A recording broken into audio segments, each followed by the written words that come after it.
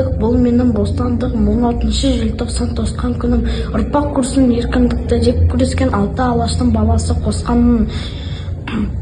Тәуелсіздік бұл менің қазақтығым, келді кеше аңсаған азаттығым.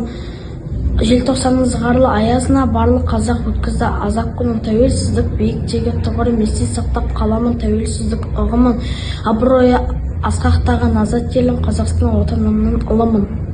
Тәуелсіздік бұл менің бостандығым, 16 желтоқсан тосқан күнім, ұрпақ көрсін еркіндікті деп күрескен алты алаштың баласы қосқан үнің.